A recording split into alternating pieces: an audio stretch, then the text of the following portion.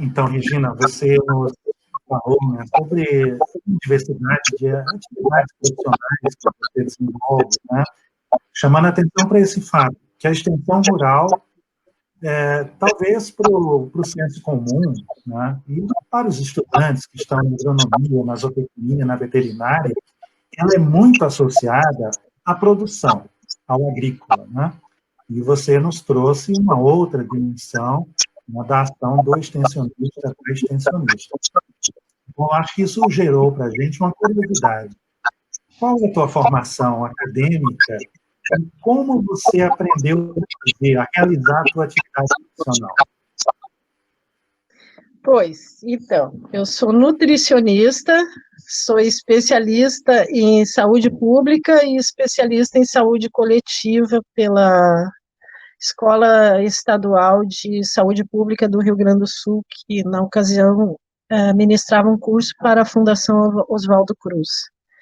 Então, eu chego na Emater, eu tinha uma experiência anterior de 21 anos em sistemas comunitários de saúde. Acho, não preciso te dizer que muito do exercício do profissional de saúde comunitária e coletiva, ele requer um conhecimento na área da antropologia, requer um conhecimento na área da sociologia, requer conhecimento para poder dialogar com as organizações populares. Então, eu vinha dessa escola, da Escola de Saúde Pública, que na época sonhava em fundar um grande sistema de saúde comunitária no Brasil, que depois vem a ser, para nossa frustração, o Programa de Saúde da Família, que, embora bom, não é o programa que nós sonhávamos. O programa que a gente sonhava era outro. Eu era do movimento sanitário brasileiro, na década de 80. Então, quando eu chego na Emater, acho que já chego com uma bagagem em áreas temáticas diferentes, vinha da saúde, e chego na extensão rural, mas tem dinâmicas de trabalho muito semelhantes. E a questão do trabalho com as comunidades, a importância de tu diagnosticar, conhecer, identificar atores estratégicos, dialogar com esses atores, né? Então, eu tinha um pouco já essa bagagem. E acho que isso facilitou para trabalhar com as comunidades quilombolas, além do que eu tenho uma identidade com isso, né? Com essa temática, né? Fora da Emater, eu dialogo muito com a militância do movimento negro, e sou filha de uma família que também tem essa história, né? E na Emater eu coordenei a área de segurança e soberania alimentar durante alguns anos, e depois eu fui substituída por outra pessoa, que hoje coordena a área, e fui convidada a coordenar essa área de até com comunidades de remanescentes de quilombos, né? E aí foi um grande desafio, porque a pessoa, imagino eu, para coordenar essa área, tem que ter uma formação muito, muito fortemente centrada na antropologia, na sociologia, e eu tive que me desafiar, né? Mas não foi também, porque eu fui buscar atores que já têm uma tradição na atuação, travar parcerias, como a gente tem até hoje, parcerias fortes com organizações que já atuam com comunidades quilombolas no Rio Grande do Sul, que já traziam toda uma experiência. Tinha uma colega que é antropóloga, minha colega, que trabalhava com as comunidades quilombolas, era quem coordenava essa área antes, que também eu tive muito apoio, mas, olha, nada como tu ir a campo. Tem coisa que tu só aprende vivendo. Só aprende vivendo. Tu te deparar, assim, com a história de vida de uma família com quem tu fez uma caminhada, né, para acesso a uma política pública, e tu vê essa família, além de acessar essa política pública, por conta própria, já está dialogando com os gestores de outras políticas públicas, acessando, se sentir incluída. Eu acho que é, assim, a função principal da extensão rural, sabe? Essa imagem é na cidade de Candiota, onde tem uma comunidade quilombola que se chama Companheiro João Antônio, que fica dentro de um assentamento da reforma agrária. E aí eu fui muito demandada porque os colegas extensionistas e o INCRA e outras instituições achavam muito estranho por que eles eram quilombola e estavam dentro de um assentamento, como se eles estivessem se utilizando de dois direitos diferentes, né? Aí eu, em conjunto com as lideranças do movimento quilombola e com a própria comunidade, a gente fez uma reunião para conversar e explicar isso. Olha, ser quilombola independe de eu ser assentado ou não. A verdade é que eles traçaram o assentamento em cima de uma terra onde já tinham famílias negras e essas famílias já tinham presunção de história de terem sido escravizados seus ancestrais. Então, aí, o fato de ser um assentado da reforma agrária não apaga a história anterior dessas famílias, né? Aí tu vê que eles estão produzindo charque, que é uma produção, assim, que traz renda para essas famílias ainda. Então, a produção do charque não é uma coisa que se apagou, eles produzem para o consumo e para comercialização. Essa aí é na cidade de Aceguá, fronteira do Rio Grande do Sul com o Uruguai, região de grandes fazendas de produção agropecuária. E essa casa aí, o nome da comunidade é Vila da Lata. E Vila da Lata porque as casas eram assim, ó, feita com o zinco que sobrava dos galpões das grandes propriedades onde eles prestavam serviço, né? Nessa cidade, a extensionista rural da Emater é uma jovem negra. Não são muitos os extensionistas negros na Emater, né?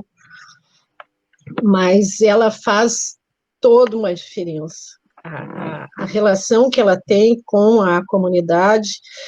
Para ter uma ideia, ela, quando chegou lá, ela chegou em 2010, imediatamente ela começou a trabalhar, tem 2 comunidades quilombolas nessa cidade, tem a Vila do Sabugueiro e tem Tamanduá e Vila da Lata, essas 2 comunidades.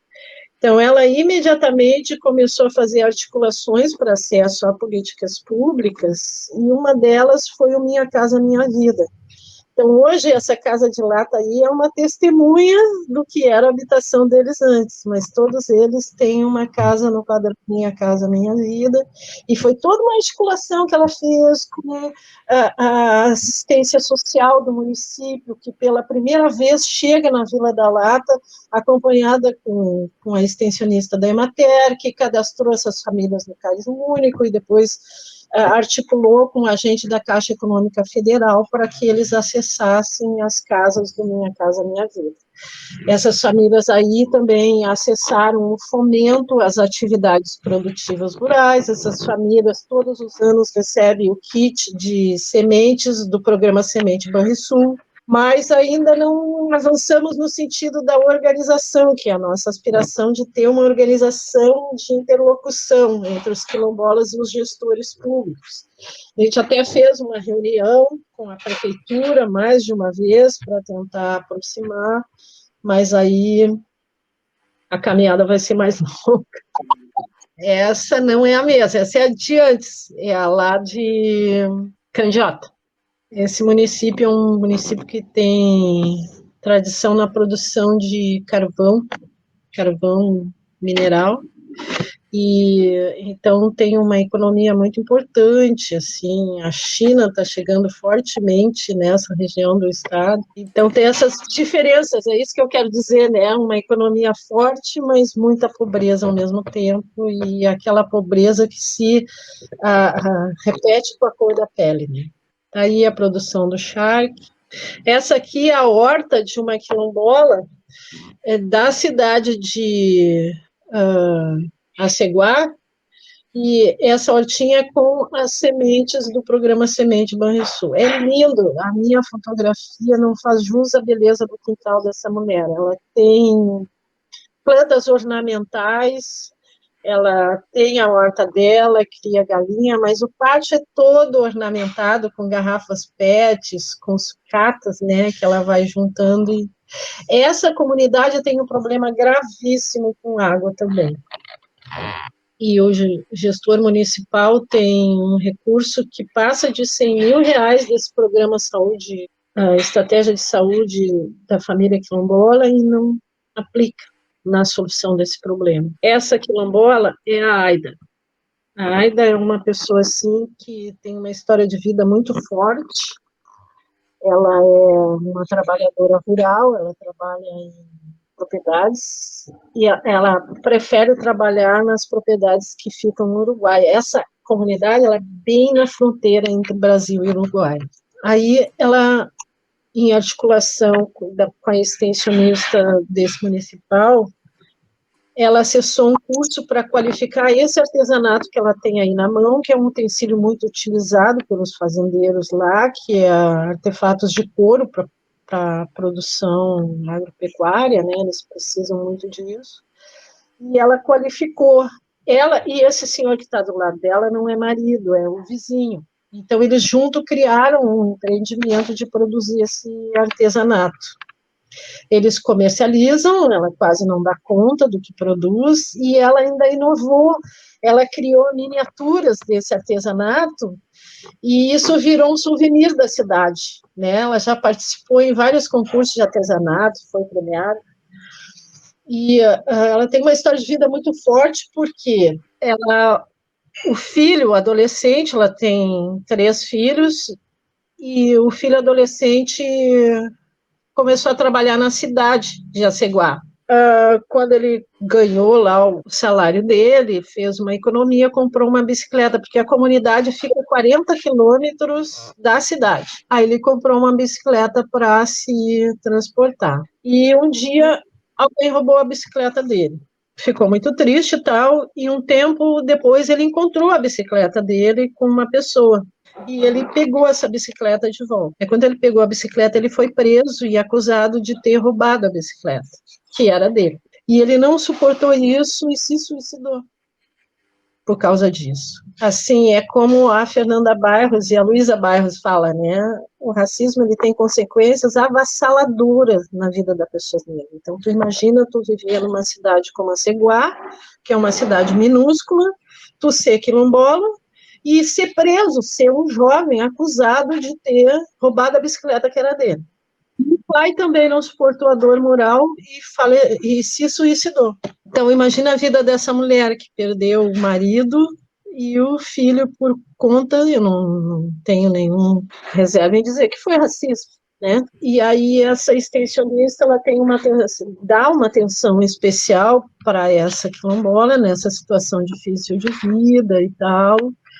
Enfim, hoje ela é presidente da Associação Quilombola, é uma mulher, assim, que, digamos, uma resiliente, consciente da sua força, muito interessante, assim, é bonito de ver ela fazer a defesa do trabalho dela, do artesanato dela, ela participa de vários concursos, né, é uma mulher que fez uma grande superação, mas eu quero chamar a atenção a importância de ter um agente público, e esse é o dever do Estado, na minha opinião, para atender a pessoa nas suas vulnerabilidades, estar atento para isso, né? Então, eu amo essa pessoa aí pela história de vida, mas também a minha colega extensionista, que foi um profissional atento para... Então, a extensão rural tem dessas coisas, ela não deixa de fazer o trabalho agropecuário, trabalho produtivo, isso faz parte do trabalho dela, o trabalho de transformação, processamento de alimentos, que é o trabalho tradicional da extensão rural, mas ela está sensível a outras demandas e vulnerabilidades que, se solucionadas, o trabalho da extensão rural é mais efetivo e encontra mais resultados, né? Se é o senhor lá de Candiota, existe aqui no Rio Grande do Sul o gauchismo, que é uma coisa que eu não aprovo muito, né? Não sou dessa simpatia. Mas, cada vez que eu visito um lugar como esse, eu digo, ó, se existe um gaúcho de verdade, está aqui, né? Pessoa que vive naquele espaço e que respira aquilo, né? Então, essa foto aqui é de um festejo de uma muito tradicional na região aqui do litoral norte do Rio Grande do Sul. Também o litoral norte tem uma forte presença quilombola, porque os primeiros navios chegaram na cidade de Rio Grande. Então, pode-se dizer que todo o litoral gaúcho ele é um corredor, assim, quilombola, onde as famílias mais antigas ficam nessa região. Então, aí essa é uma festa tradicional da cidade de Tavares e de Mostarda, que chama-se o Quicumbi. É um ensaio de promessa. Família que vive alguma adversidade na vida faz uma promessa, ele tem um fundo cristão também, usa os santos da Igreja Católica, e aí eles escolhem um dia para fazer esse festejo, em que toda a comunidade se envolve, mas o ritual principal e a indumentária toda é para os homens, né? A festa é muito entre eles, as mulheres ficam mais no apoio. Essa aí são as mulheres quilombolas também da cidade de Mostarda. Essa região tem a característica de criação de ovelha, e é uma região também onde o frio é grande no inverno gaúcho. Então, elas desenvolveram um artesanato que, produzindo ponchos, palas, tapetes, forro para sofás, e tem o cobertor mostardeiro, que elas chamam, que é uma coberta feita com lã de ovelha, muito quente, é um artesanato muito reconhecido, é certificado, é um patrimônio aqui do estado, esse cobertor, e elas inovaram no sentido de fazer um jogo de tramas e um jogo de cores, né, um artesanato. Esse é o tipo do artesanato que, se tu quer ter um cobertor mostardeiro, tu tem que pedir um ano antes para ela poder te atender, porque elas têm demanda reprimida. Muito legal. Regina, para a gente concluir nossa conversa, você já falou antes, né? Mas eu queria te fazer novamente esse questionamento. Né? A extensão rural no Brasil, ela é um bem público, né? É um serviço, é uma ação pública, é uma política pública. Qual a importância que você vê para essa política continuar sendo pública, continuar sendo uma ação do Estado brasileiro? Fundamental. Fundamental. Tem um trabalho que a iniciativa privada nunca vai dar conta, nem com a extensão que ela precisa e nem com a atenção que ela necessita, né? O Estado brasileiro tem que se dar conta que existem horizontes onde poucos agentes públicos chegam, a imensa maioria não chega. Existe uma lógica da proteção social brasileira de ser o balcão de atendimento na zona urbana da cidade, como se todos aqueles que precisam do Estado tivessem a capacidade e a condição de chegar até esse balcão para acessá-lo, né, acessar essa política pública, né. Não existe extensão rural, né, e a própria palavra extensão dá conta disso, sem que tu esteja lá no local onde a vida acontece, sem que tu estude as condições sociais e ambientais em que aquela família está inserida, e isso é um exercício de conhecimento e vivência que o extensionista só aprende estando junto, né, porque o extensionista não tem resposta para tudo. Então, é junto que se faz isso com as famílias, né? Então, a assistência, eu vejo assim, ó, está para a saúde o SUS, está para a educação e ensino público e gratuito, né? Está para a segurança pública. E está para as famílias rurais a extensão rural. Eu acho que ela deveria ser também um grande sistema do Estado para dar conta de todos os vazios do meio rural que ainda existem, né? E, assim, quando se pensa em privatizar, se pensa em desonerar o Estado e investir na iniciativa privada. E eu pergunto assim, se tem ideia do quanto se desonera o Estado a presença da extensão rural nessas famílias, que previne danos, né, que reduz danos, que investe naquelas famílias, que geram renda, que fica naquele local. Isso é uma microeconomia, uma riqueza. Então, se a ideia é economia, economia, economia, eu acho que é uma economia virtuosa e fortíssima. Veja bem, através da extensão rural, teve uma cidade no Rio Grande do Sul de 20 mil habitantes, e eu não preciso te dizer que uma cidade de 20 mil habitantes, a economia é 90% rural, né? Nessa cidade, 100 famílias receberam o fomento às atividades produtivas rurais de R$ 2.400, que foi investido ali no município, que ficou no município. Isso é economia, né? Isso é renda que chega dentro do município. O comércio das agropecuárias se organizou para atender aquelas famílias. A extensão rural teve que dialogar com o comércio, inclusive, porque eles começaram a subir o preço de arame, de insumos para as hortas e para os projetos produtivos. E aí, isso a extensão rural teve que fazer também. Ir lá e dialogar com o comércio local para não ser injusto com essas famílias, negociar um preço melhor. Em alguns lugares fizeram junto com as famílias isso, e isso também foi um exercício de crescimento para essas famílias. Ela dialogar com aquele que está fornecendo para ela. Regina, muito obrigado por conversar conosco. Eu acho que aprendemos e temos muito a aprender com tudo que você nos trouxe, várias questões, vários temas. Obrigada a você. Redondo em dizer que isso é um reconhecimento e quero louvar a tua iniciativa de estar ouvindo diferentes atores, né? Acho que deve ter nesse Brasilzão aí experiências lindas mesmo, né? Então, desafie-se e conte conosco aqui. Parabéns, professor. Obrigado.